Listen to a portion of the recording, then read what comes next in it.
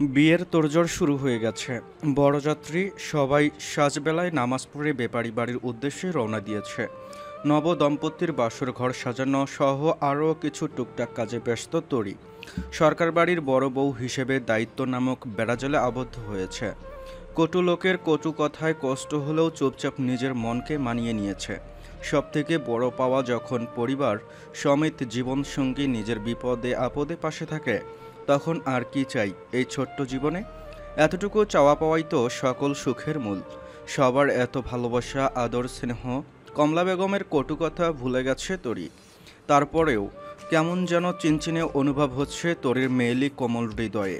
হাতের কাজ শেষ করে সাবিনা বেগমের ঘরে যায় তরি। সাবিনা বেগম মেঝেতে জায়নামাজ বিছিয়ে আল্লাহর দরবারে দুই হাত তুলে দোয়া করছেন। মোনাজাত শেষ করে জায়নামাজ ভাঁজ করে আলনার সাথে গুছিয়ে রাখেন। তরিকে দরজার সামনে দাঁড়ানো দেখে ভেতরে প্রবেশ করতে বলেন। তরি মিষ্টি হেসে ঘরে প্রবেশ করে সাবিনা বেগমকে বলল, মা, আমার কাজগুলো শেষ। আপনি যদি একটু রান্নাগুলো দেখতেন তাহলে ভালো হতো। তরির কথায় সাবিনা বেগম বললেন, ঠিক আছে, আমি দেখব। তুই ঘরে গিয়ে বিশ্রাম কর। আমি গিয়ে দেখি রেখা কি করে। বেচারির কান্না করতে করতে মাথায় ব্যথা উঠে গেছে। সাবিনা বেগমের কথা শুনে তরি বলল, মা, আমি ছোট মার জন্য আদা চা করে একটু আগেই ঘরে দিয়ে এসেছি। তরির কথায় খুশি হয়ে যায় সাবিনা বেগম। তরিকে ঘরে যেতে বলে নিজে চলে যান রেখা বেগমের ঘরের দিকে। নতুন ঘরে এখনও বিয়ের ঘ্রাণ লেগে আছে। ড্রেসিং টেবিলের আয়নার সামনে দাঁড়িয়ে আছে তরি। আয়নার সামনে দাঁড়িয়ে চিরুনি হাতে নিয়ে দীঘল কালো চুলগুলো আশ্রাতে থাকে আর ভাবতে থাকে গত দিনের কথা। তরির সাথে কমলা বেগমের ঘটনাগুলোর সাক্ষী ছিল হাতে গোনা কয়েকজন।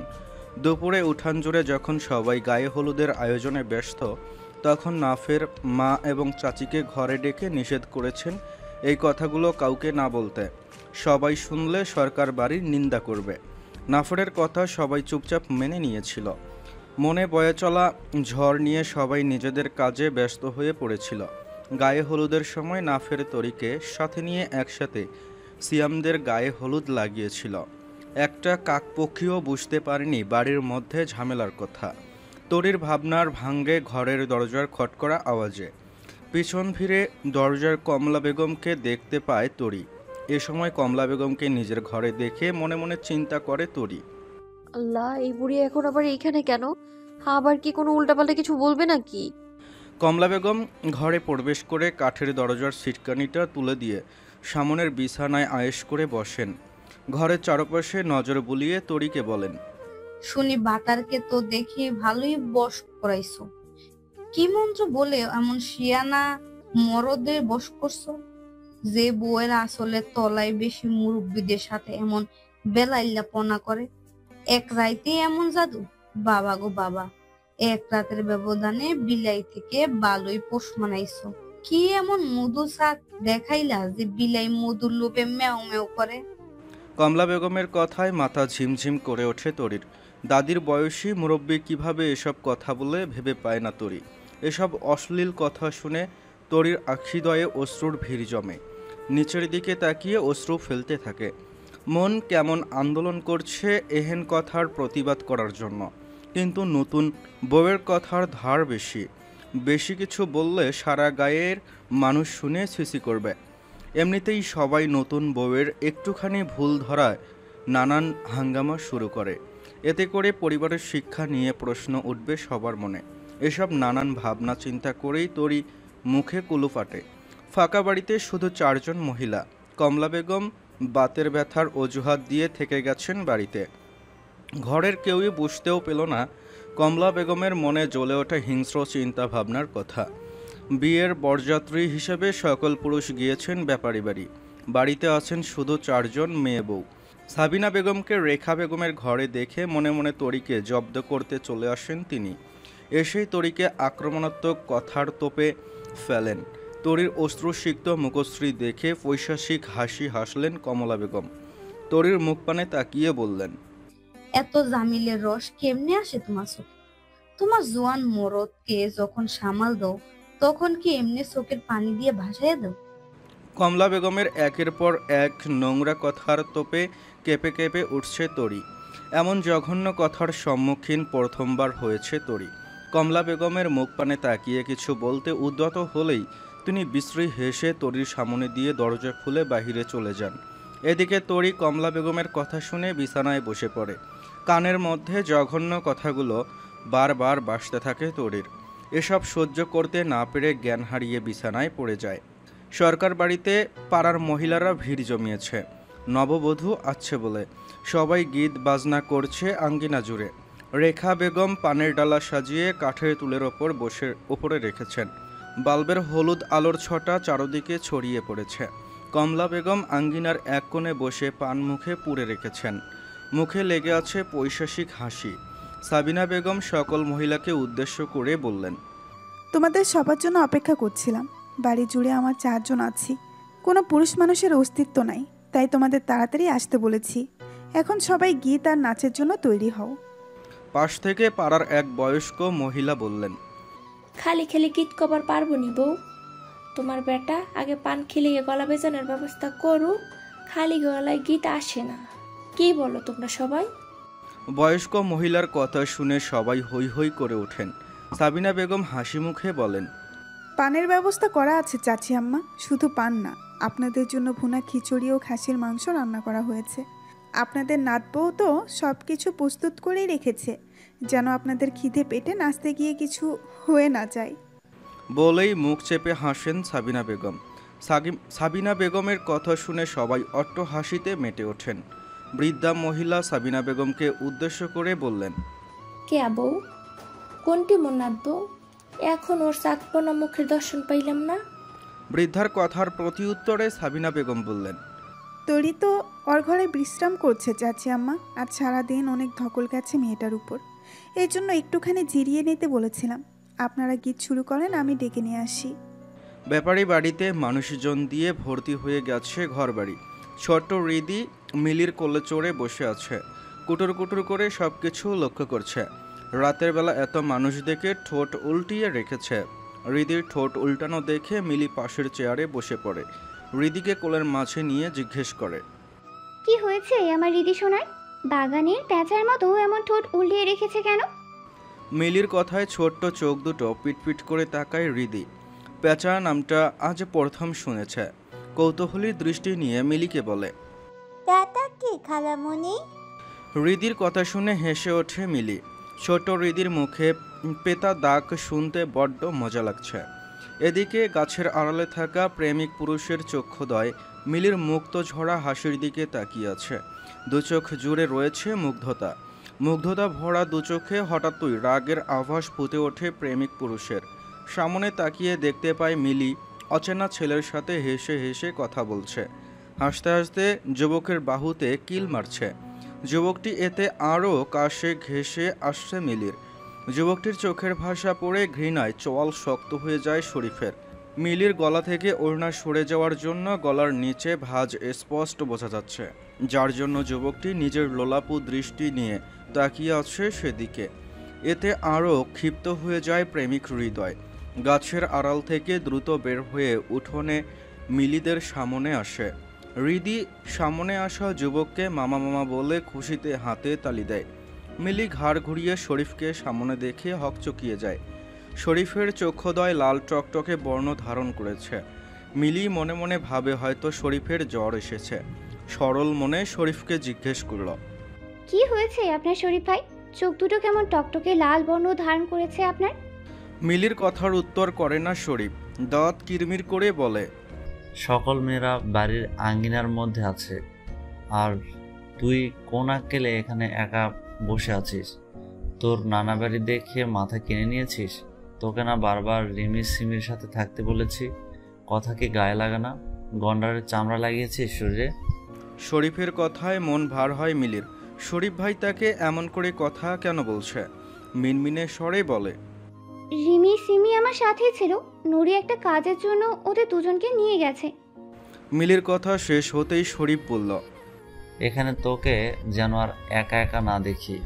মাথা মোটা মেয়ে, জানিস না রাতের বেলা একা একা থাকা মেয়েদের জন্য নিরাপদ নয়।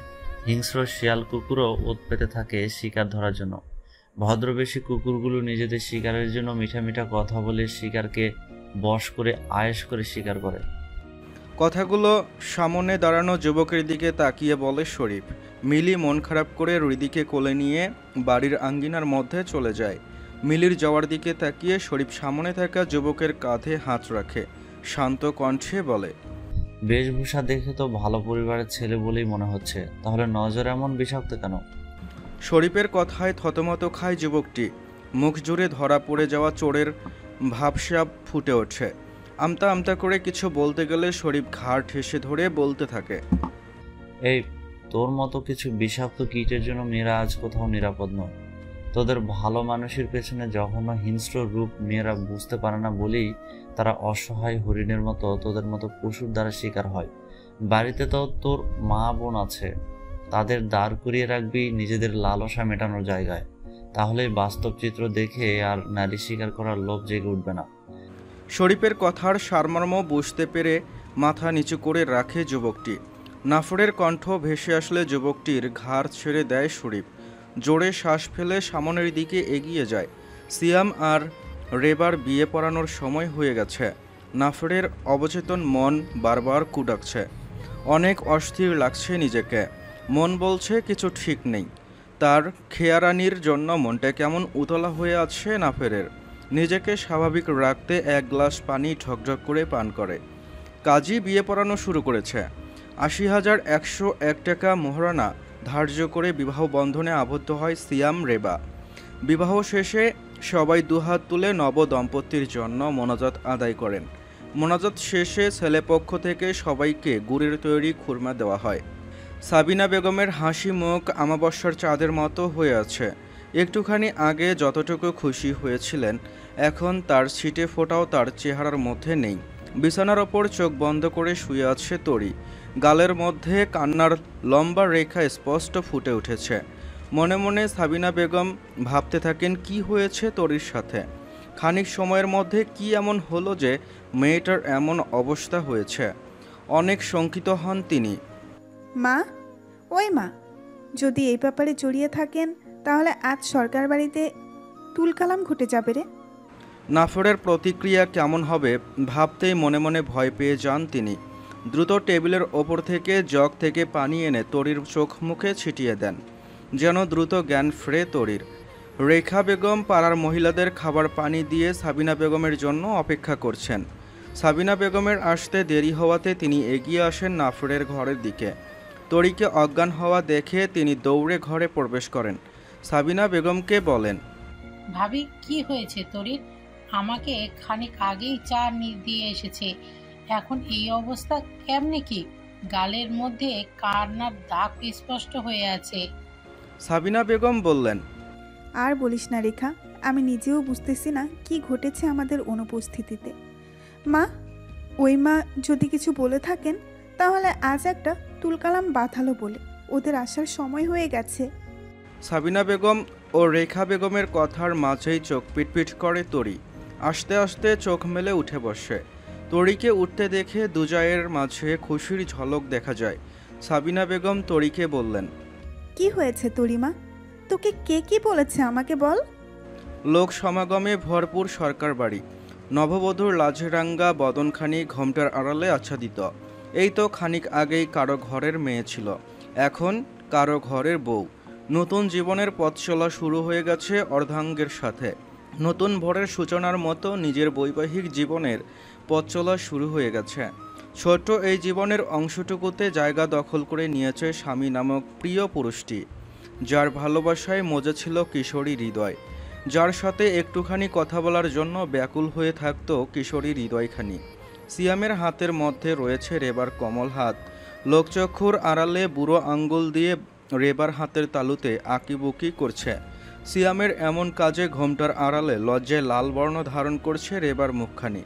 মনে মনে অনেক সংশয় হচ্ছে রেবার। ইস, এমন কেন করছেন উনি? কেউ দেখে ফেললে তো অনেক লজ্জায় পড়তে হবে আমাকে। বাড়ির সদর দরজার সামনে দাঁড়িয়ে আছে নবদম্পতি। বাড়ির বড়রা নবদম্পতিকে ঘরে তোলার জন্য টুকটাক নিয়ম পালন করতে ব্যস্ত। হাতে ট্রে নিয়ে সদর দরজায় উপস্থিত হন সাবিনা বেগম ও রেখা বেগম। ময়না বিবি ও নাফরের নানি আনার বেগম লাঠি হাতে এগিয়ে আসেন নবদম্পতিকে বরণ করার জন্য। তরির ঘরে বসে আছে মিলি ও নুরি। মিলি মন ভার করে তরির দিকে তাকিয়ে আছে। শরীফের ওভাবে কথা বলার পর থেকেই মনের মধ্যে খারাপ লাগা কাজ করছে মিলির। এজন্য বাড়িতে এসে সোজা তরির ঘরে চলে এসেছে। প্রিয় শোয়ের সাথে কথা বললে মন খারাপ নিমিষেই উধাও হয়ে যাবে, কিন্তু তরির মুখ পানে তাকিয়ে নিজের মন খারাপের কথা ভুলে যায় মিলি। তরির পরনে সবুজ পাড়ের টাঙ্গাইল শাড়ি, স্মৃতি করা চুলগুলো খোপা বেঁধে রেখেছে তরি। ঘরে আছে বিদায় মাথায় ঘোমটা টানেননি তরি। তরির চোখ মুখ স্বাভাবিকের তুলনায় একটু বেশি ফুলো আছে। মিলি ও নুরি নিজের মুখ চাওয়াচাই করে, কেননা তরি যে অনেক কেঁদেছে এ ব্যাপারে তাদের মনে কোনো সন্দেহ নেই। মিলি বিছানা থেকে নেমে তরির সামনে এসে দাঁড়ায়। তরি ঘরের মেঝেতে রাখা কাঠের চেয়ারে বসে আছে। মিলিকে সামনে দেখে হাসার চেষ্টা করে তরি। কেমন মজা করেছিস ভাইয়ের বিয়েতে, ননদিনী রায়বাঘিনী? মিলি তরির কথায় পাত্তা না দিয়ে সরাসরি জিজ্ঞেস করল, কি হয়েছে তোর সই? তোর চোখ মুখ ফোলা ফোলা কেন? মিলির কথায় তরি বলল, কোথায় ফুলে গেছে? তুই চোখে বেশি দেখতে পাচ্ছিস মনে হয়। তরির কথায় নুরি বলল, মিলি না হয় চোখে বেশি দেখে, কিন্তু আমি তো আর বেশি দেখি না। তাহলে আমিও কেন তোর চোখ মুখ ফোলা দেখছি তোরই? সত্যি করে বলতো কি ঘটেছে আমরা যাওয়ার পরে? সত্যি কথা না বললে তোর সাথে আর কোনো কথাই বলবো না, এই বলে দিলাম। নুরির সাথে মিলি ও তাল মেলায় তরিকে সত্যি কথা বলার জন্য। তরি মিথ্যে হেসে বলল, আরে ধুর, তেমন কোনো কথা নেই। আসলে তোরা সবাই বিয়েতে গিয়েছিস, আমি বিয়েতে যেতে পারিনি, এই জন্যে একটুখানি অভিমানের ঠেলায় কেঁদেছি। বারবার মনে হয়েছে তোরা আমায় একা রেখে কেন চলে গেলি, এই যা, আর কিছু না। বলেই জোরপূর্বক হাসে তরি। তরির মিথ্যে হাসি বুঝতে অসুবিধা হয় না দুজনের। মিলি তরিকে চেয়ার থেকে তুলে বিছানায় বসায়, হাত ধরে বলে, আমাদের তোর গরু মনে হচ্ছে নাকি আমরা ঘাসে মুখ দিয়ে চলি? আমি জানি এটা তোর মিথ্যা হাসি।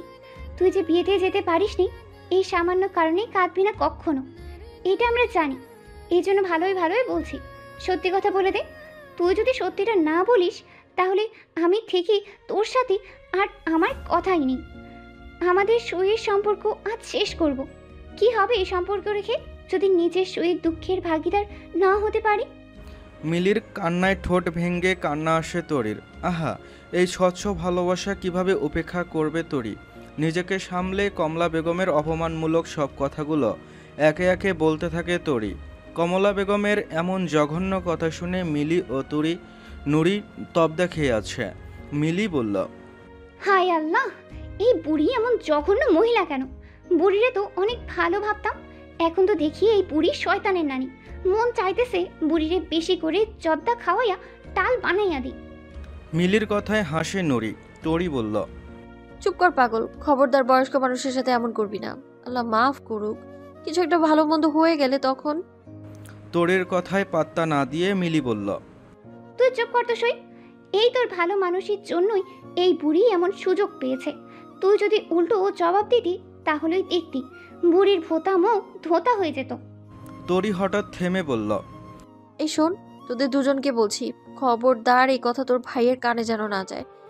যদি শোনে দাদি এমন কথা বলছেন তাহলে তো আজ অনেক বড় কিছু হয়ে যাবে। এমনিতেও গতকাল অনেক কষ্টে রাগ সংবরণ করেছেন উনি। তরির কথায় কৌতূহলী হয়ে তাকায় মিলি ও নুরি। দুজনের চোখেই অদম্য কৌতূহল। এদিকে তরি কথাটা বলেই জিহ্বাতে কামড় দিয়েছে। মুখ ফসকে বলে ফেলল এই দুই ক্যামেরার সামনে, এখন সব ঘটনা না জানলে তরিকে ছাড়বে না। মিলি কিছু বলতে উদ্যত হলে তরি বলল, থাক, তোর জিজ্ঞেস করতে হবে না, আমি বলছি গতকালের কথা। তরির গতকালকের ঘটনা সব কিছু বলে দেয় দুজনকে। তরির মুখে কথাগুলো শুনে বিস্ময়ে মুখে হাত দিয়েছে মিলি। রাগে ফুঁসছে যেন। একটা বিশ্রী গালি দিয়ে বলল, এই বুড়ি তো দেখছি মাথা ছাড়িয়ে ফেলেছে। এই বুড়ির জন্য আসমা বউ আজ বিয়েতে যায়নি। এদিকে ঘরের দরজায় এক জোড়া পা থমকে দাঁড়িয়ে আছে, চোখ মুখ জুড়ে রাগের আভাস। তার খেয়ারানিকে এসব জঘন্য কথা বলেছেন কমলা বেগম। এসব ভাবতেই শরীরে রাগে কম্পন সৃষ্টি হয় নাফিরের। আজ যদি ঘরে না আসতো তাহলে বুঝতেই পারতো না তার খেয়ারানির মনের অবস্থা। একজন সুস্থ মহিলা কিভাবে এমন কথা বলতে পারে ভেবে পায় না নাফির। চোখ মুখ স্বাভাবিক রেখে বাহিরে থেকে তরিকে ডাকতে থাকে। নাফিরের ডাক শুনে ঘরে থাকা তিনজন চমকে ওঠে।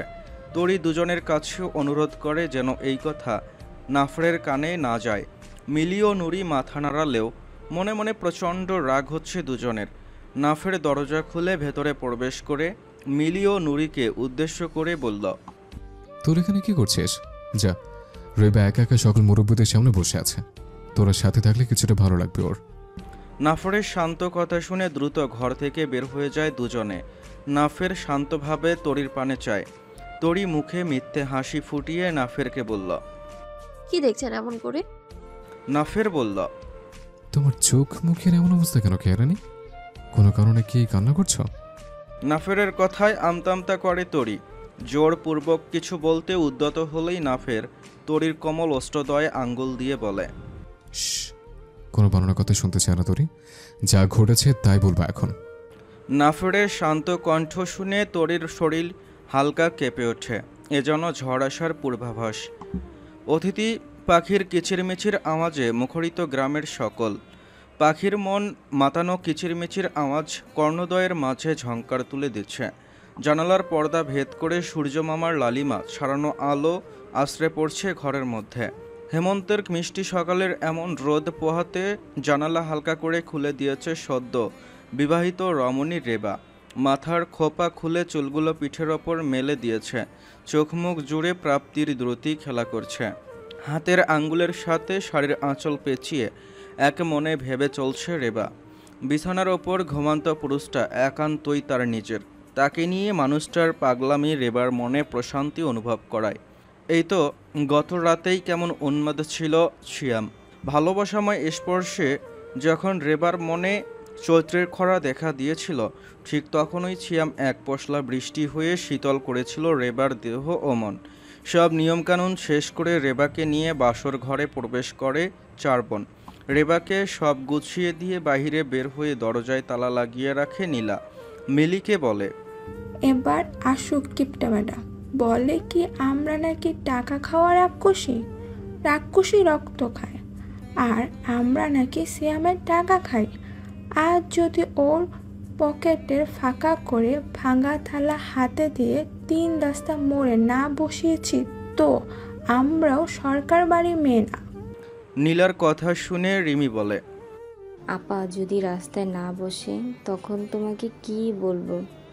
নীলা দাঁত বের করে হেসে বলে, তখন আমাকে তালুকদার বাড়ির বউ বলবে, একদম হিসাব বরাবর।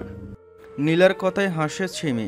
মিলি নীলার কথায় সাজা নিয়ে বলে, ঠিক বলেছ নীলাপা, ভাইয়া সব সময় টাকা নিয়ে এমন করে। আজ বাগে পাইছি ময়নার চান্দুরে, এমনিও সবার সামনে আমাদের বদনাম করছে, অমনিও বদনাম করছে। এখন বেশি করে টাকা না দিলে আজ আর বাসর ঘরে তালা খুলবই না। দেখি কি করে, বাইরে বসে বসে বাসর করে।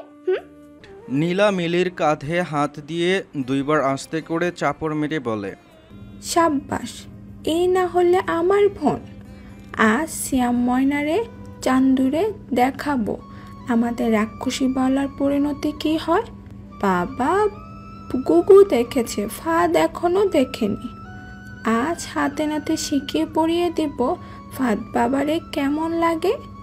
মিলি ও নীলার কথোপকথন শুনে হেসে কুটি কুটি যমজ বোন রিমি সিমি দাঁড়িয়ে থেকে এমন কাণ্ড দেখে হাসছে দুজনে। 4 জনের হাসি ঠাট্টার মাঝে আগমন ঘটে মাথায় সাদা পাগড়ি পরিহিত সিয়ামের। সাথে রয়েছে সিয়ামের বন্ধু ও শরীফ।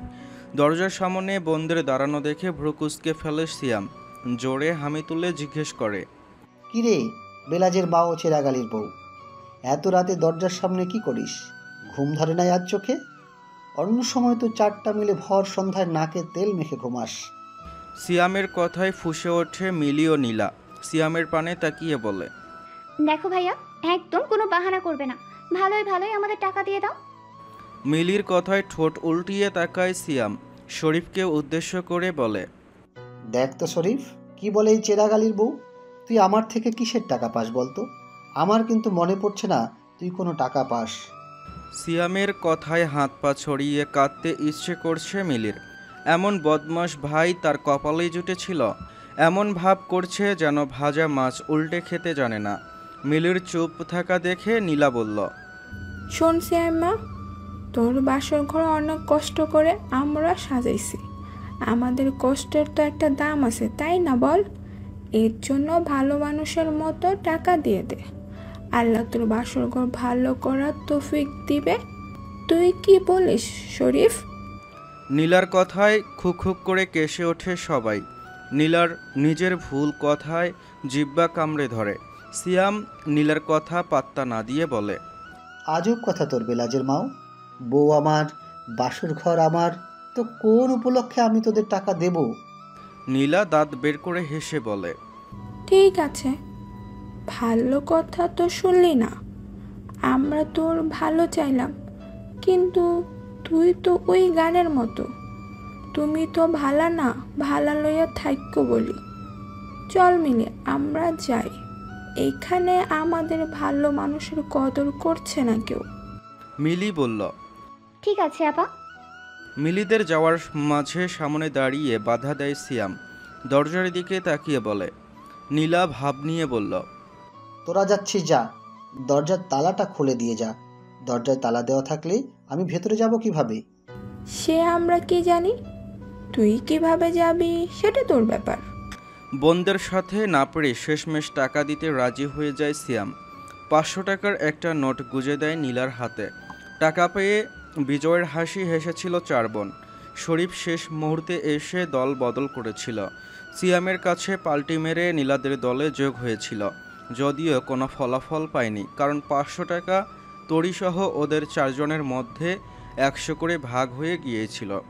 বাসর ঘরে দূরে দূরে বুকে বসে আছে রেবা। বিছানার মাঝে হাঁটু মুড়ে মাথা নিচু করে রেখেছে। বাহির থেকে সব কথা শুনে খানিকক্ষণ হেসেছে। দরজা খোলার আওয়াজে মৃদু কম্পন করে ওঠে। শরীর জুড়ে মিশ্র অনুভূতি সৃষ্টি হয়, খানিকটা ভয় আর খানিকটা প্রাপ্তির খাতায় নাম লেখা এক ভাগ্যবতী। সিয়াম মাথার পাগড়ি খুলে স্টাডি টেবিলের ওপর রাখে। বিছানার ওপর এগিয়ে এসে রেবার পাশে বসে। সিয়ামের উপস্থিতি বুঝতে পেরে হালকা স্বরে সিয়ামকে সালাম জানায় রেবা। আসসালামু আলাইকুম। রেবার কাপা কাপা কণ্ঠ শুনে হাসে সিয়াম। রেবার কাছে আরেকটু ঘেঁষে বলল, ওয়ালাইকুম আসসালাম। আমাকে ভয় পাচ্ছ? সিয়ামের কথা শুনে ঘোমটার আড়ালে মাথা নেড়ে না জানায় রেবা। সিয়াম নিজের হাতের সাহায্যে রেবার ঘোমটা তুলে মুখ ফুটে বলে ওঠে, মাশাআল্লাহ। রেবার ডান হাত নিজের বুকের সাথে চেপে ধরে বলল, তুমি আমার বিশাল আকাশের মাঝে এক প্রাপ্তিময় তারা রেবা, যার মাঝে আমি নামক সুখ বিলিয়ে দিতে চাই। রেবা ফ্রেশ হয়ে এসে একটা সুতির শাড়ি পরে অজু করে বাহিরে আসে। বের হয়ে দেখে সিয়াম জায়নামাজ বিছিয়ে রেখে তার জন্য অপেক্ষা করছে। রেবা আসলে একসাথে দুজন জায়নামাজের ওপর দাঁড়িয়ে নামাজ আদায় করে। নামাজ শেষে 2 হাত তুলে আল্লাহর নিকট শুকরিয়া আদায় করে এবং বিবাহিত জীবনের জন্য দোয়া করে। সিয়াম মোনাজাত শেষ করে দোয়া পড়ে রেবার কপালে ফু দেয়। রেবা তার বিনিময়ে সিয়ামকে মুচকে হাসি উপহার দেয়। জায়নামাজ ভাস করে সিয়াম ঘরে থাকা আলমারির ড্রয়ার খুলে একটা সাদা প্যাকেট রেবার হাতে দিয়ে খুলতে ইশারা করে। রেবা প্যাকেট খুলে একটা বান্ডিল দেখে সিয়ামের মুখের দিকে প্রশ্নসূচক দৃষ্টিতে তাকালে সিয়াম বলল, এটা তোমার অধিকার রেবা। তোমার দেনমোহর আমি নিজের হালাল উপার্জনের মাধ্যমে পরিশোধ করেছি। এটা তুমি নিজের কাছে রেখে দাও, তোমার নিজের মতো করে খরচ করবে। রেবা আবারও মুগ্ধ হয়ে সিয়ামের কাজে হাতের টাকার বান্ডিল তুলে দেয় সিয়ামের হাতে। সিয়াম কিছু বলতে উদ্যত হলে রেবা সিয়ামকে বলল, এটা আমার টাকা, আমি জানি এটা তোমার কাছে নিরাপদে থাকবে। তুমি রেখে দাও, আমার যখন প্রয়োজন হবে তখন আমি নিব। আর হ্যাঁ, তোমার প্রয়োজন পড়লে তুমি বিনা দ্বিধায় নিয়ে নিবে, মনে কোনো দ্বিধাদ্বন্দ্ব রাখবে না। মনে রাখবে তুমি আমার প্রিয়জন, আর এই টাকাগুলো প্রয়োজন। কিশোরী রেবার কথায় মুগ্ধ হয় সিয়ামের প্রেমিক হৃদয়। রেবার হাত ধরে বলল, আমার অনেক সাধনার পূর্ণতা তুমি রেবা। তোমাকে একটুখানি ছোঁয়ার লোভ আমার মনে শত প্রজাপতির ডানা মেলতে শুরু করেছে। দেবে কি তুমি সেই লোভের জন্য একটুখানি আশকারা? সিয়ামের কথায় লজ্জায় কান দুটো গরম হয়ে যায় রেবার। প্রেমিক পুরুষের এমন সম্মোহনী ডাক কি উপেক্ষা করা যায়? এজন্য নিজের প্রেমময় সত্তার জোরে দ্রুত জড়িয়ে ধরে সিয়ামের লোভে আশকারা দেহ। হালাল স্পর্শে কেঁপে ওঠে রেবার দেহ ও মন। সিয়ামের রুক্ষ ওষ্ঠদয়ের বিচরণ করছে রেবার কমল ওষ্ঠদরে।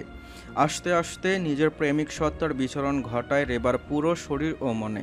সিয়ামের উন্মাদ সত্তার প্রেমের জোয়ারে খেয়ে হারিয়ে ফেলে রেবা। একসময় চোখের কোণ ঘষে বিন্দু বিন্দু যন্ত্রণাদায়ক সুখের অশ্রু গড়িয়ে পড়ে। প্রিয়তমার কান্নারত মুখ দেখে এক মুহূর্তের জন্য থমকে যায় সিয়াম। সিয়ামকে থমকে যাওয়া মুখ দেখে কান্নারত মুখে এক শিলতে হাসি ফুটে ওঠে রেবার। নিজেকে সম্পূর্ণ সিয়ামের অস্তিত্বে বিলিয়ে দিতে আবারও সম্মোহনী হয়ে পড়ে। সরকার বাড়ির শেষের বদ্ধ রুমে চলছে তুমুল তর্ক বিতর্ক। নাফরের কণ্ঠ হতে একের পর এক প্রশ্নের বাণে জর্জরিত কমলা বেগম। মুখ দেখে মনে হচ্ছে যেন মুখ দুটোতে কেউ কালো পাতিল ঘষে দিয়েছে। হাঁটুর বয়সী ছেলের সামনে এমন বেইজ্জতি কমলা বেগমের মনে জেদ বাড়িয়ে তুলছে। এই তো কিছুক্ষণ আগেই দরজা ধাক্কানোর আওয়াজে বিছানা থেকে উঠে দরজা খুলে দিয়েছেন তিনি। নাফিরকে দাঁড়ানো দেখে ব্যাকুল হয়ে যান। যার ভয়ে বিয়ে আসার আগে ঘরে ঘাপটি মেরেছিল, এখন সে ঘরের দরজায় উপস্থিত হয়েছেন। নাফিরকে দেখে আমতা আমতা করেন তিনি। মুখে হাসি ফুটিয়ে তোলার ব্যর্থ চেষ্টা করে বললেন, কি চাও এই রাইতের বেলা? কমলা বেগমকে ডিঙ্গিয়ে ঘরে প্রবেশ করে নাফির। বিছানার ওপর আয়েশ করে বসে মুখে মিষ্টি হাসি ফুটিয়ে বলল, দাদি, আপনার বয়স তো কম হয়নি। দাদির মতোই বয়স আপনার। বলা যায় আপনার এক পা কবরে চলে গেছে। আপনাকে কি এই চোখল করে চিন্তা ভাবনায় মানায়? আপনার মুখের ভাষা থেকে মনে হয় অশ্লীল কথাবার্তার উপর পিএইচডি করে এসেছেন আপনি। আপনার এখন উচিত নামাজ কালাম পড়া, সবার সাথে ভালো ব্যবহার করা। কিন্তু আপনি কি করছেন? আমার বউয়ের ভুল, বউয়ের পরিবারের ভুল ধরে বেড়াচ্ছেন। আমার কেমনে আমাকে বশ করছে, কেমনে জামের ভালোবাসে কান্নাকাটি করছে সেগুলো বলেছেন। এখন বলেন তো, কেন আপনাকে তোরে বলতে চাবে ও আমার জন্য কান্না করেছে কিনা? এটা কি আপনাকে বলার কোনো বিষয়? এমন জঘন্য কথা বলার আগে আপনার মনে হলো না ও একজন মেয়ে? এসব শুনলে একটা মেয়ের উপর কি জঘন্য প্রভাব পড়ে? এত রাগ কেন আপনার তোরের উপর? আপনার মডার্ন নাতনি ইভাকে বিয়ে প্রস্তাবে মানা করেছে, এর জন্য আপনার এত রাগ? নাফরের কথায় মুখ কুঁচকে ফেললেন কমলা বেগম। উত্তর দেওয়ার মতো কোনো কথা নেই তার মুখে। কমলা বেগমের নীরবতা দেখে নাফের আবারও বলল, আপনার আধুনিক মডার্ন নাতনির জন্য আমার মতো নাফের উপযোগী নয়। আমার মতো নাফের জন্য গ্রামের সহজ সরল স্কুল মাস্টার মেয়ে তরিয়ে যথেষ্ট। তাই দয়া করে এমন কিছু করবেন না যাতে আমাদের দুই পরিবারের সম্পর্ক অচিরেই না নষ্ট হয়ে যায়। আশা করি আমি যা বোঝাতে চেয়েছি তা বুঝছেন আপনি। নাফেরের কথায় চমকে ওঠেন কমলা বেগম।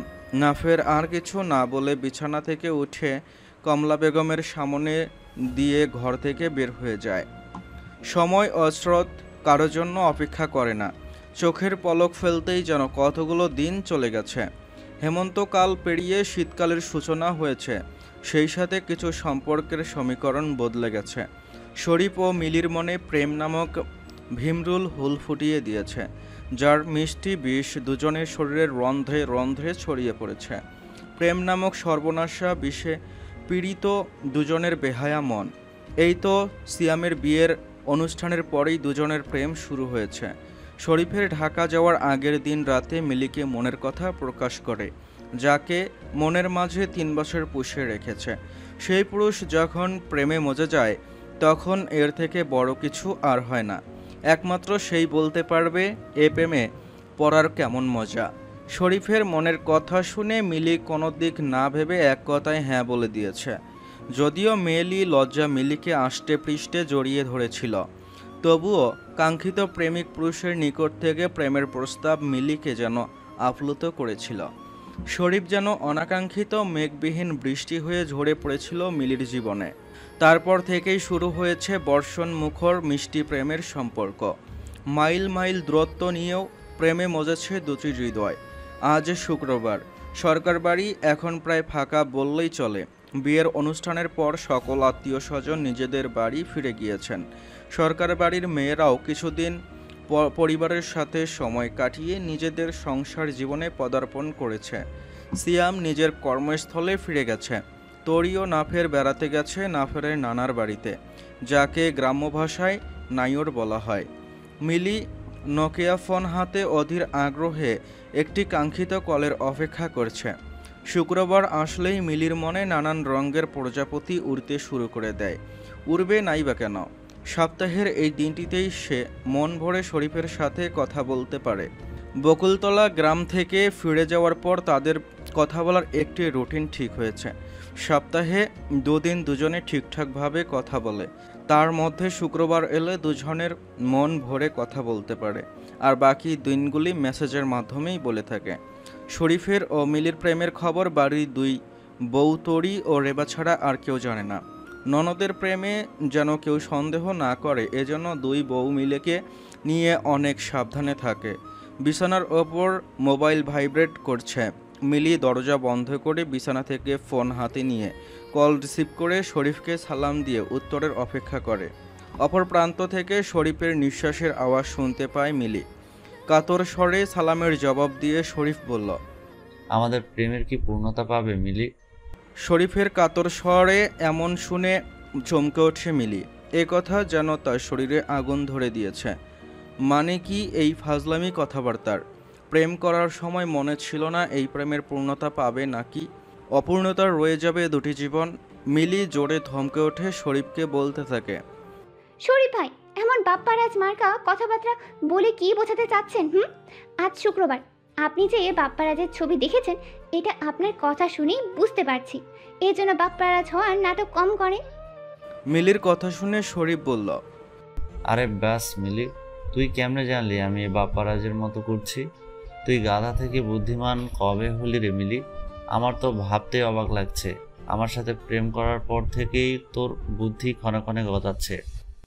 শরীফের এমন বেলাল্লা কথায় মেজাজ হারায় মিলি। নিজেকে সামলে কোনো রকম বলল, শরীফ ভাই, আপনি কিন্তু এখন আমার মেজাজের উপর কেরোসিন তেল ঢালছেন।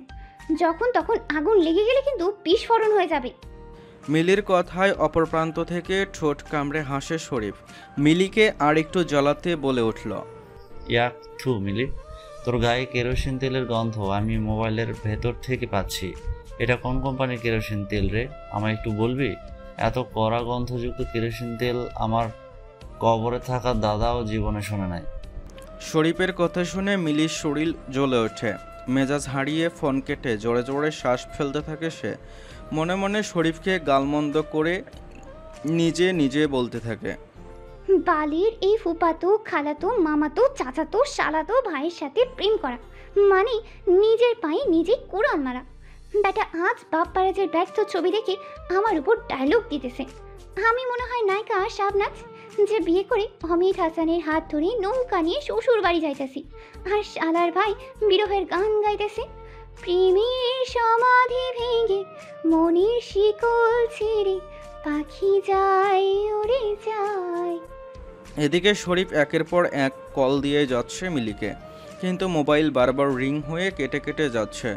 টানা 5 বার কল দেওয়ার পর যখন মিলি কল রিসিভ করে না, তখন শরীফ নিজের কপাল নিজে চাপড়াতে থাকে।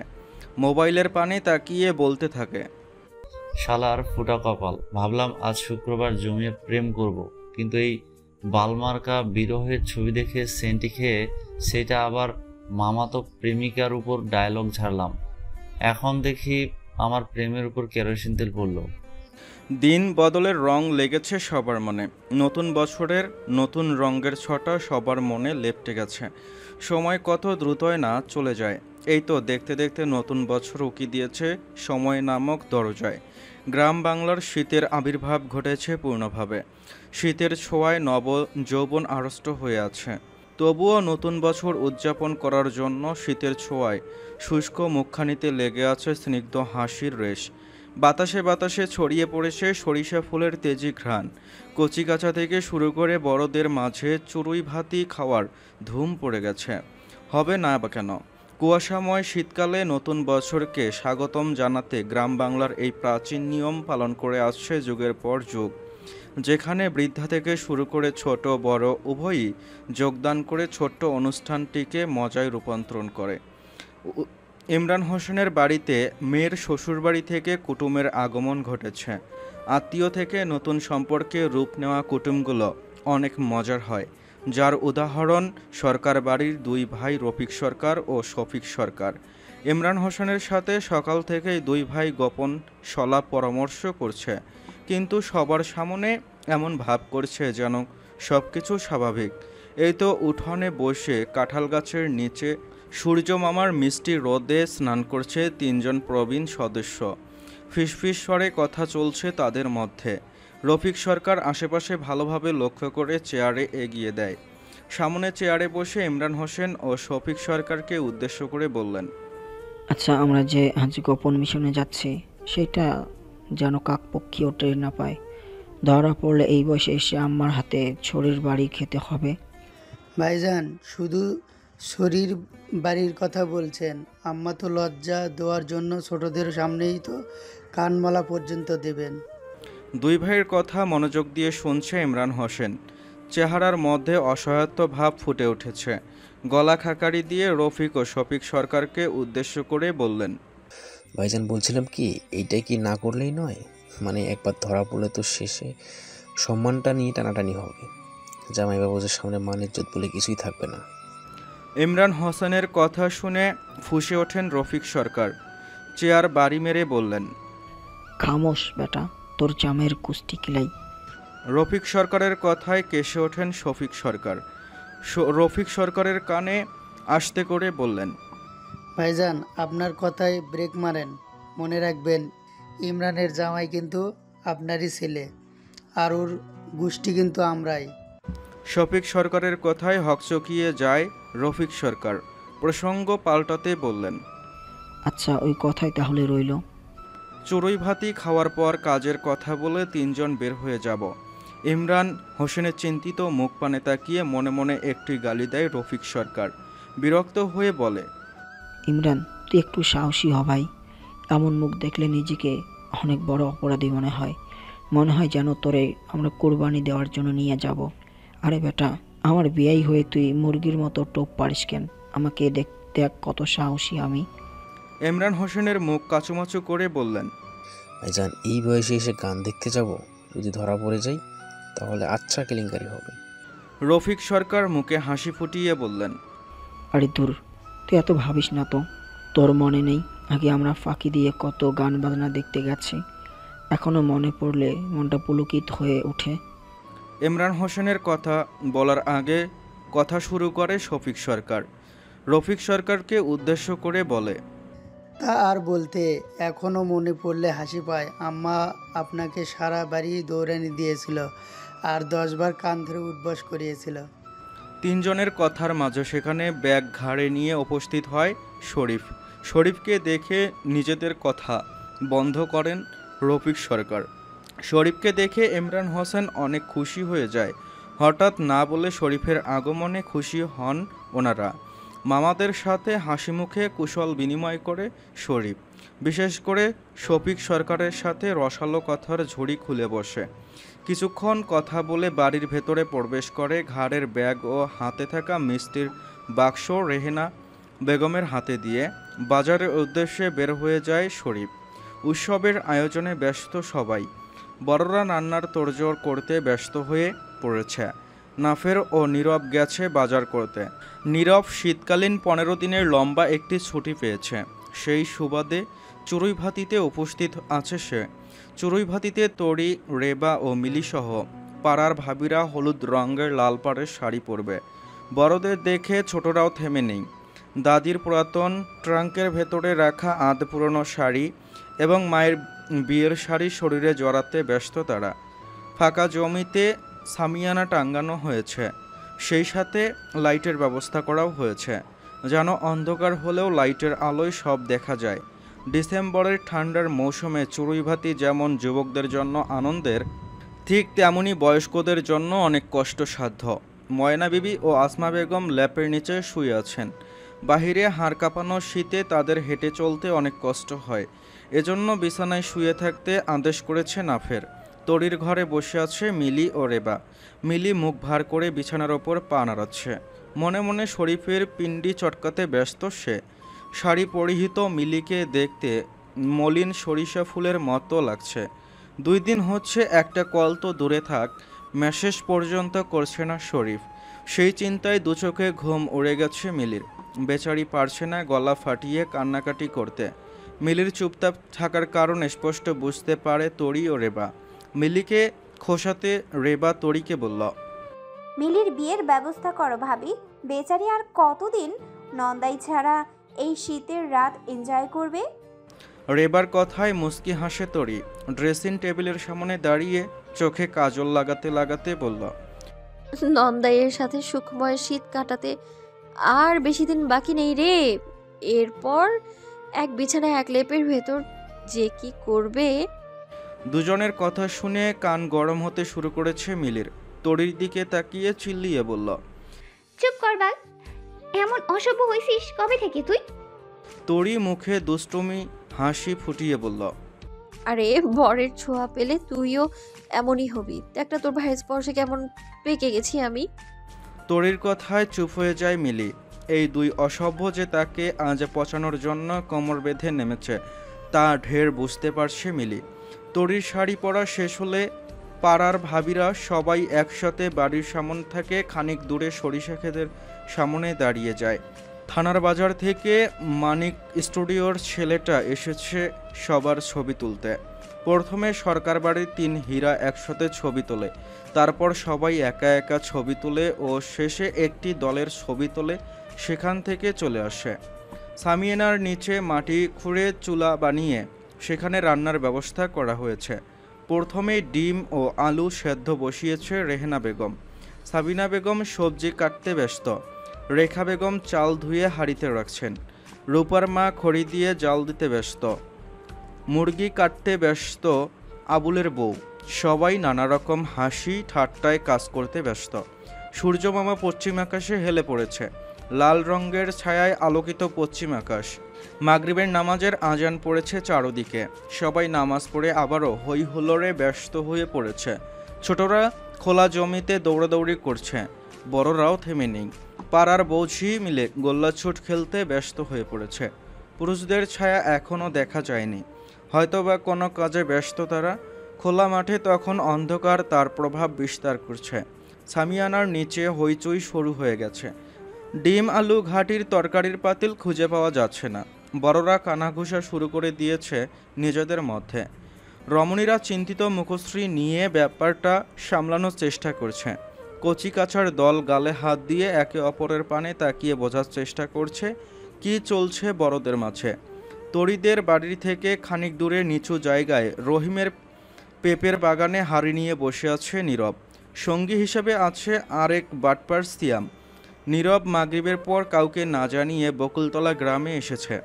সিয়ামের সাথে সলা পরামর্শ করে নিজের কার্য সম্পাদন করতে এসেছে সে। সিয়াম, তুই চামচ নিয়ে আয় তাড়াতাড়ি। চামচ ছাড়া আলু ঘাটি কি দিয়ে মুখে দিব?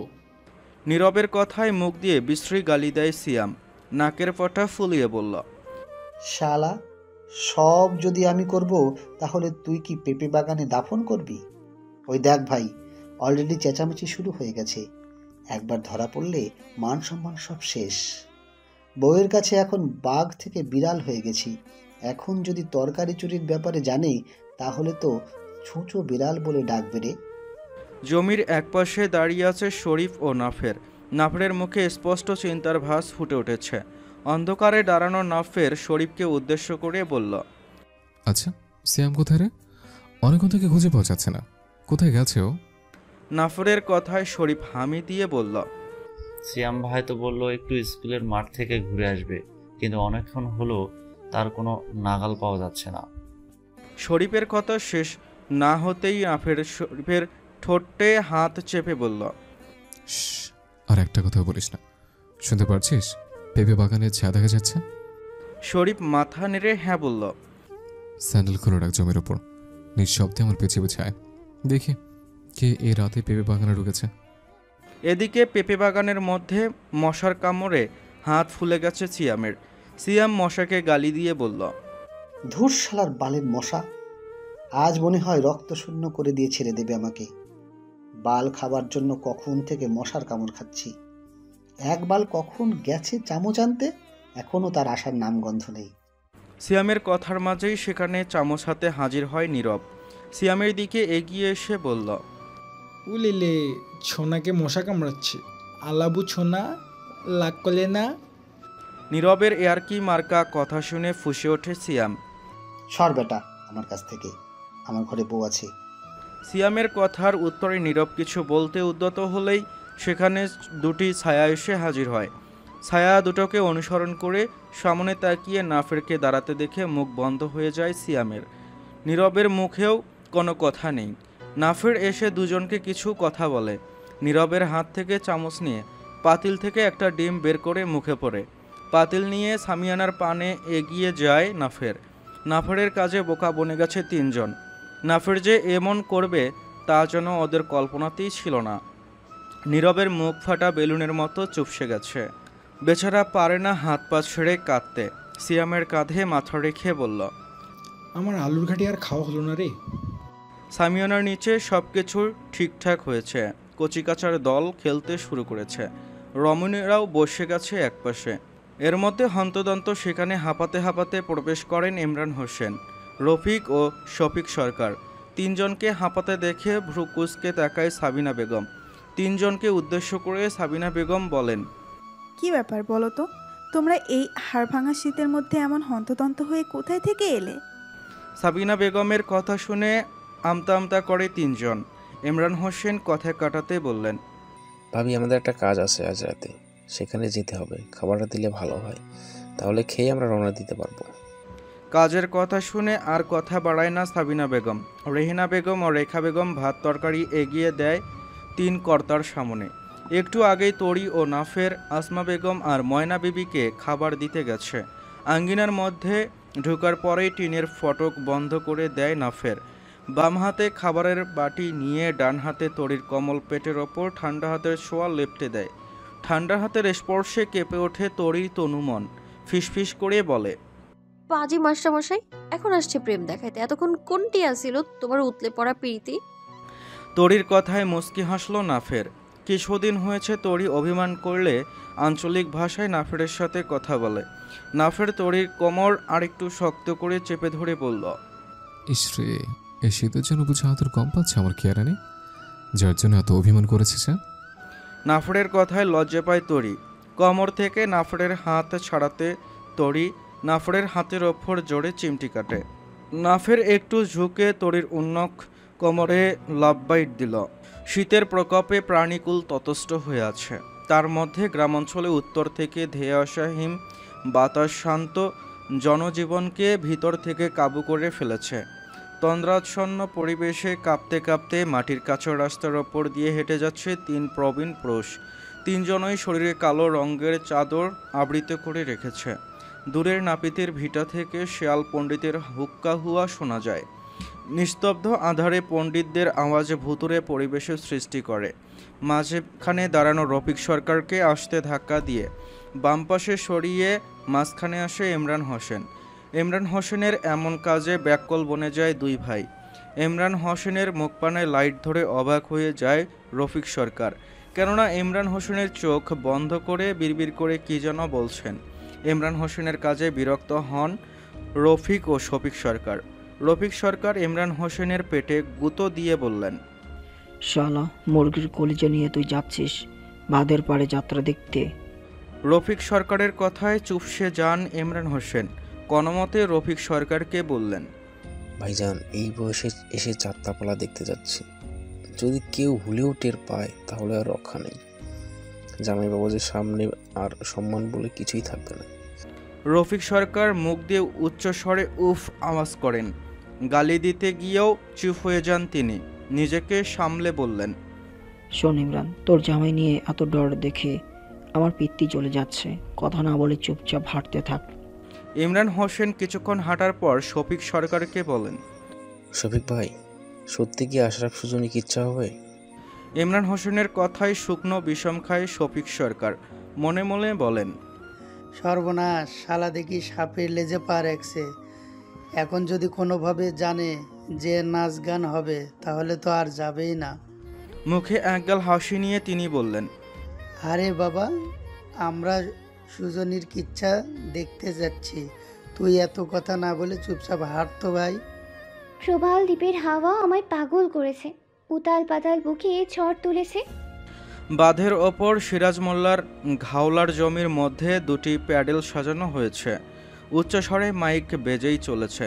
জোয়ান ছেলে ছোকরারা দলের হাসি আওয়াজও পাওয়া যাচ্ছে।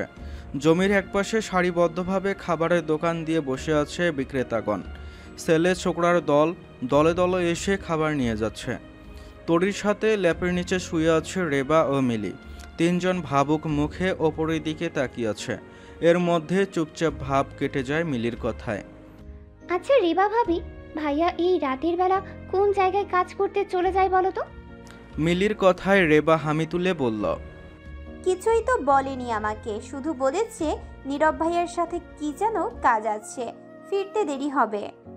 রেবার কথায় তরি বলল, বলিস কি রে, আমার উনিও তো খেয়ে শুয়ে পড়েছিল, কিন্তু এর মধ্যে তোর স্বামী তো জোর করে ডেকে তুললো ওনাকে। আমাকে বললো আমি যেন এক গ্লাস পানি এনে দিই, এই জন্য আমি ঘর থেকে বের হয়ে যাই। পানি নিয়ে এলে তোর স্বামী বলে তার পিপাসা মিটে গেছে, পানি আর লাগবেই না, এই বলে ঘর থেকে বের হয়ে যায়। আর আমার উনি আমার হাত ধরে বললেন কি যেন কাজ পড়েছে, তাকে যেতে হবে। আমি যেন দেরি না করে ঘুমিয়ে পড়ি। তবে আজকে বেটা মানুষদের আচার আচরণ কিন্তু আমার সুবিধার মনে হচ্ছে না রে মিলি। তরির কথায় চমকে ওঠে রেবা ও মিলি। রেবা বলল, কি বলো ভাবি, তুমিও দেখি আমার মনের কথাখানি বলে দিলা। আমিও এখনই এই কথাটা বলতে চাইছিলাম। বিকেল থেকে আব্বাদের আচার আচরণ আর সন্ধ্যার পর থেকে ওনার ছেলেদের আচার আচরণ সুবিধার মনে হচ্ছে না, মনে হচ্ছে বড় কোনো কিছু তারা আমাদের থেকে আড়াল করছে। যাত্রাপালা দেখতে দূর দূরান্ত থেকে লোকজন চলে এসেছে বাঁধের এপারে। উঁচু নিচু সকল শ্রেণীর মানুষ এসেছে এই জায়গায়। আজ যেন কোনো ভেদাভেদ নেই। এক নিস্তব্ধ রাত্রে গান বাজনায় মুখরিত পরিবেশ। চারদিকে যুবক প্রবীণদের ঢল নেমেছে। দেখে মনে হচ্ছে ফুলের সৌরভে লুকায়িত ভ্রমর আজ দেখা দিয়েছে ফুলবাগানে। নাফের দাঁতে দাঁত চেপে একপাশে দাঁড়িয়ে আছে। মুখ মাফলার দিয়ে ঢাকার জন্য বোঝার উপায় নেই যে কি চলছে তার মধ্যে। নাচ গান শুরু হয়ে গেছে। স্টেজের ওপর দাঁড়িয়ে দুইজন মেয়ে ও একটি ছেলে বিভিন্ন অঙ্গভঙ্গি করে মনোরঞ্জনে ব্যস্ত। ছেলে ছোকরার দল সিটি মারছে ও দল বেঁধে নাচতে শুরু করেছে। বাদ যায়নি প্রবীণ লোকগুলো, তারাও লুঙ্গির কোচা মেরে নাচতে ব্যস্ত। মুখে কালো রঙের সুতোর কাজ করা মাফলার মুখে পেঁচিয়ে প্যাডেলের ভেতর ধীর পায়ে প্রবেশ করে ইমরান হোসেন ও সরকার বাড়ির দুই পুত্র রফিক সরকার ও শফিক সরকার। প্যাডেলের মধ্যে ঢুকতেই মঞ্চে হওয়া দৃশ্য দেখে জিভ কাটে ইমরান হোসেন। মনে মনে বললেন, আস্তাগফিরুল্লাহ, এই কিসের কিচ্ছা হচ্ছে এখানে? তাহলে কি ভাইজান আমাকে মিথ্যে বলে এখানে নিয়ে আসলো? রফিক ও শফিক সরকারের মুখ পানে তাকিয়ে ফিসফিস স্বরে বললেন, ভাইজান এইটা আপনার আশরাফ সুজনের কিচ্ছা? ইমরান হোসেনের কথা শুনে শুকনো হাসে দুই ভাই। তারা নিজেরাও আহাম্মক বনে গেছে। এখানে যে এমন খোলামেলা নাচ হবে তা ওনাদের অজানা ছিল। রফিক সরকার শফিক সরকারের কানে কানে বললেন, তুই একজন গণ্যমান্য চেয়ারম্যান হয়ে কি ভুল ভাল খবর দিয়েছিস আমাকে? রফিক সরকারের কথায় মুখ চুপসে যায় শফিক সরকারের। তিনি বড় বাড়ির বাবুর কাছ থেকে গানের খবর নিয়েছিল, কিন্তু সেই গান যে এমন যাত্রাপালা হবে সেটাই বুঝতে পারেননি। চাঁদ মামার আলোকিত রোশনি বসুধায় ছড়িয়ে দিয়েছে। তার সাথে যোগ হয়েছে মিটিমিটি হলুদ বাল্বের মতো জ্বলতে থাকা শত তারার দল, যারা চাঁদ মামাকে চারদিক থেকে ঘিরে আকাশের সৌন্দর্য দ্বিগুণ বাড়িয়ে দিয়েছে। বাড়ির উঠানে চৌকির ওপর বসে আছে দুই কিশোরী বধূ। চাঁদের রোশনি তাদের শরীরকে স্নান করিয়ে দিয়ে যাচ্ছে। বাঁশবাগান থেকে হুতুম পেঁচার ডাক শরীরের লোম শিউরে তুলছে, কিন্তু তাদের খেয়াল নেই সেদিক পানে।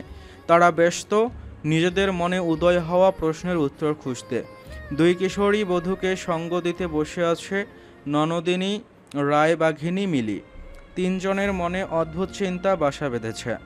মানুষ তিনজন ভিন্ন হলেও তাদের ভাবনার বিষয় সেই ব্যক্তিগত পুরুষদের নিয়েই, যাদের চিন্তায় চাতক পাখির ন্যায় অপেক্ষা করছে এই প্রেমিক যুগল। এজন্য হয়তো তিনজনের চোখে নিদ্রাপরি এখনও ভিড় জমায়নি। ঘুম আসবে কিভাবে? তারা যে রাতের আঁধারে প্রাণনাথের অপেক্ষায় বসে আছে।